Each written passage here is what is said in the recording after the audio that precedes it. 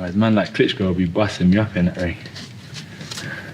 To be a great fighter, you have to do great things. This is a fight that can change from champion to legend overnight.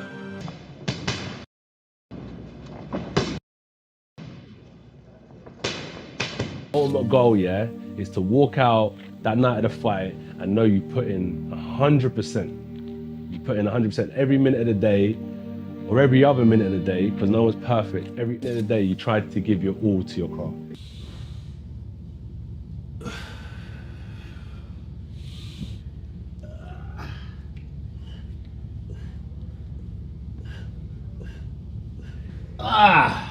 Awesome, man. Respect, bro. Great work. Appreciate it. Great work. That was good. I'm going to train again.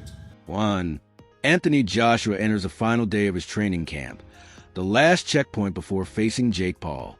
The intense work is behind him. There's no heavy sparring, no testing limits, only fine-tuning, focus, and reflection. He moves with calm intensity, shadow boxing deliberately while absorbing every word from his trainers, conserving energy for what truly matters. This isn't about headlines or hype anymore. It's about discipline, experience, and the moment when weeks of preparation are distilled into one defining night in the ring. There is no hard part about being a professional boxer. It's a blessing. And if I wasn't a professional boxer, it would be a blessing as well. Because as I said, wealth comes in character. It's not about status. There's no big difference to what I do that determines who I am. It's just boxing is a blessing because I do it for passion, not for occupation. Do you know what it is on that ring walk? There's no turning back. There's no if I was that nervous, I think I would dodge a fight. I wouldn't bother training, and like for like 3 months it'll be on my mind and stuff. If I was that nervous, I probably just wouldn't do it. So yeah, on the walkout, it's like, it is what it is now. By mid-morning, Joshua's routine moves with quiet precision. A light jog circles the gym floor. Stretching bands are methodically pulled. Joints warm but never strained.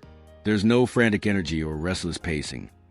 Just the calm focus of a man fully aware of what tomorrow demands. In this final stretch before Judgment Day, every breath is intentional, every step purposeful. This moment isn't about exertion. It's about mindset, legacy, and the story poised to unfold under the bright lights of Miami. I feel like I'm getting stronger, and I feel by the time the fight comes, I'll be at peak performance. So being out here in the States, I can really see a change in Josh. Like, his mindset is one thing that, being out here, it's like so tunnel vision. It's like every single day is geared towards something in camp. So everyone back home will be like, oh, so what did you do on Thursday? You had the day off? And it's like, it's a day off, but it's a day off to get ready for the day on. Damn. Fucking hell. Fuck. So there we have it. Back on my feet. Got through the pain of the blister. In boxing, Joshua's name commanded respect. A 6'6" Olympic gold medalist with a professional record of 28 wins, 25 by knockout, and a career filled with elite opponents and championship nights. He had experienced both triumph and setback, including a career-altering loss to Daniel Dubois in 2024, after which he took nearly a year away from the sport to reset his life, mindset, and focus. Facing him stood Jake Paul, whose unconventional journey spanned vlogs, viral feuds, and a boxing career constantly questioned for its legitimacy. With a 12-1 record and 7 stoppages, Paul had claimed victories that sparked both admiration and skepticism. But this fight was on another level. This wasn't Tommy Fury or an MMA crossover. This was heavyweight boxing. 8 rounds under Queensberry rules, with 10-ounce gloves and a global audience watching live on Netflix, made the stakes and the spotlight far more intense than anything Paul had faced before. His body's really started adapting into the positions and stuff, and for a big man like this, like this is great. But his background, your background is gymnastics? Gymnastics, yeah. I've been coaching 45 years. People just like, especially like boxing, well, they need to be a little tight for aggressiveness and come back and all. Yeah. but flexibility give you longevity. Like, more flexible, more mobile, more range of motion you have, your career can be much longer. And one, it's a prevention for injury.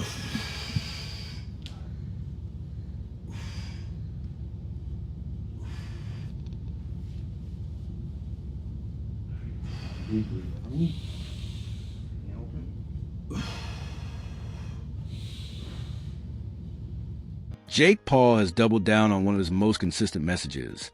He's ready for the challenge, and the boxing world has underestimated him at every stage. Rising to fame through YouTube and social media rather than traditional amateur boxing, Paul has often expressed his appetite for taking on the biggest challenges, even when critics question his abilities.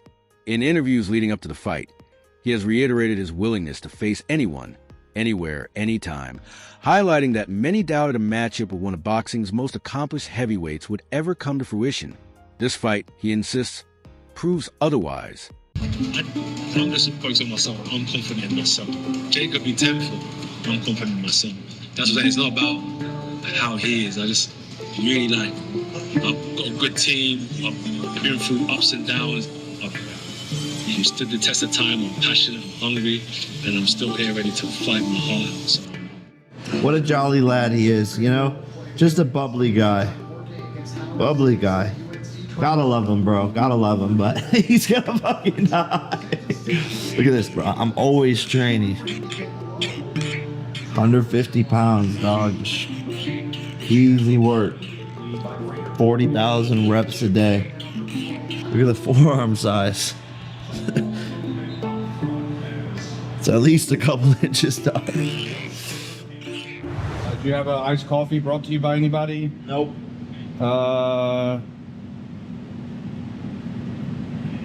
Did you practice? Did you learn how to breathe again today? It was pretty normal morning.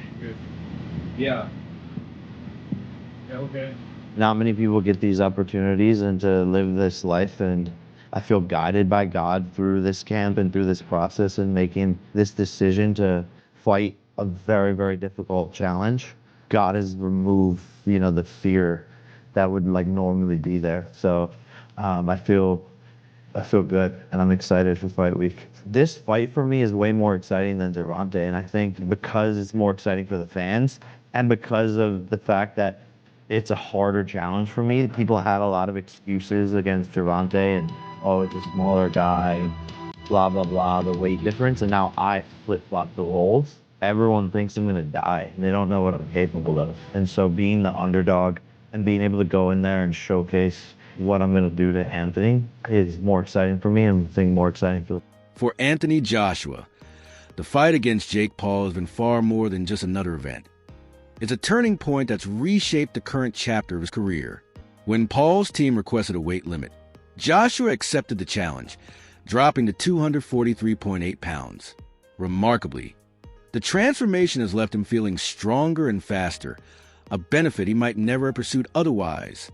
Rather than seeing it as an obstacle, Joshua views the adjustment as a boost, giving him renewed confidence and a sense of opportunity heading into the bout. According to FanDuel, you're coming into this fight as the underdog. Yeah, that's to be assumed, right? This is like, a Olympic gold expected, medalist over right. here, two-time heavyweight champion of the world. But I've been an underdog my whole life, man. I've had to fight for everything that I've gotten, earned my position all the time, and I've honestly had some of my best performances coming in as an underdog. And I don't really look at the betting lines and all, who's this favorite, who's that, because to me, none of that matters. I know what I'm capable of and the work that I've put in. Anthony, I'm assuming you never had to make weight. Never had to make weight. Never. So I seen when they said that you came in, you're training hard. I actually seen you said that you're faster, you're stronger, and why didn't you do this way before? Do you feel better coming in at 245 than ever? I do. I feel great. Yeah. I'm blessed. I feel happy that this task was put upon me because I wouldn't have pushed myself to get to a certain weight. I would have just been doing what I do usually. Right. And I feel really good. So I think it was a blessing in disguise. You think you lined them up? Think that was very smart of y'all to get him down to 245? Yeah, no, I don't agree with the decision or on his behalf, he's taken away his best thing against me, which is his power. And we've seen him when he's a little bit lighter, and there's just not as much thump on the punches. And I think that's probably the best thing he could have had, is that extra oomph in those punches. But it's his game plan, whatever he wants. But to me, the weight doesn't matter. The weight's not going to make a difference. It's going to be the skills that win this fight. And I believe my skills are better than his, which is a crazy thing to say, but he's a very basic fighter, and he's gotten to where he's at because of the size and because of the power. So the skills are what's going to win this fight, and he's seen that with Usyk when he fought him, and so I believe it's going to be... To tackle this unique challenge, Joshua revamped his approach rather than sticking to old routines. He brought in members of Alexander Usyk's coaching team, renowned for shaping one of the most elusive and technically skilled heavyweights of this era.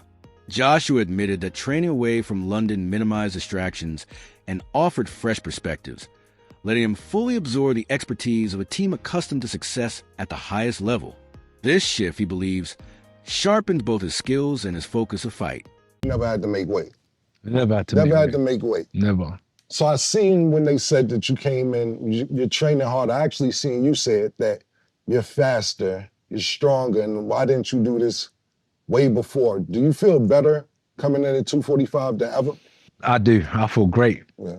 I'm blessed. I feel happy that this task was put upon me, because I wouldn't have pushed myself to get to a certain weight. I would have just been doing what I do usually. Right. And I feel really good. So I think it was a blessing in disguise. You think you lined them up? Think that was very smart of y'all to get him down to 245? Yeah, no, I don't agree with the decision or on his behalf, like he's taken away his best thing against me, which is his power. And we've seen him when he's a little bit lighter, and there's just not as much thump on the punches. And I think that's probably the best thing he could have had, is that extra oomph in those punches. But it's his game plan, whatever he wants. But to me, the weight doesn't matter. The weight's not going to make a difference. It's going to be the skills that win this fight. And I believe my skills are better than his, which is a crazy thing to say, but he's a very basic fighter, and he's gotten to where he's at because of the size. Paul's camp fully recognized the magnitude of the fight. It was far more than just another headline bout. For Paul, it represented an opportunity to legitimize his rise in the boxing world. Confidently, he outlined a strategy focused on speed, angles, and movement to counter one of boxing's most formidable heavyweights. Tactics sure to spark debate among pundits. The stakes were tangible, not theoretical. This fight also featured unusual conditions for a heavyweight clash. Joshua agreed to a 245-pound weigh-in limit, a threshold he had never faced in his professional career, normally weighing above it. The restriction was designed to reduce the size advantage and was a strategic twist negotiated by Paul's camp. Joshua accepted the condition, maintaining that he feels sharp and comfortable, even while adjusting his weight and conditioning to meet the new requirement. Do you want to help Anthony Joshua? Why Anthony Joshua? I think it's answer only for God, because Anthony very have, I think education, like a kind of guy. We speak with Anthony, message. Now we speak on phone, not Instagram, but I have a number, Anthony have number. For example, we drive in a car, like he call me, hey champ, hello, how are you, blah, blah, blah, blah. We joking, hey, good luck training, because I see this guy in the gym. My team, hey, Alex, hello, hey brother, good training. It's guy, I like this guy because this is guy smart. I think this guy have a very big heart. Anthony. Very love boxing. Yes. Some boxing purists have compared the matchup to infamous mismatches from the past, debating whether it damages or enhances the sport's credibility.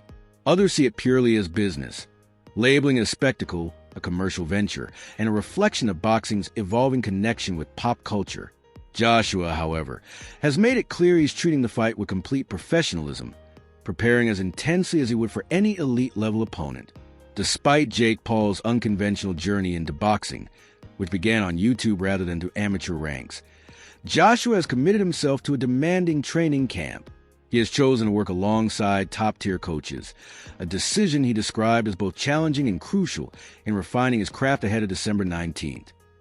Joshua has also emphasized that no fighter should ever be underestimated, stressing that his focus is on disciplined execution and exploiting Paul's weaknesses with calculated, tactical precision inside the ring. Jake Paul, you've lost your mind if you think you can go toe-to-toe with Anthony Joshua. Listen, let's not get confused, guys. Let's not get confused. Yes, cool. Anthony, he took a big L with Daniel Dubois. But Daniel Dubois is not no joke, bro. He's not a joke. Do you know what I'm trying to say? He took an L there. But Jake Paul, I got the utmost respect of what he's done, how he's managed to navigate through the boxing world.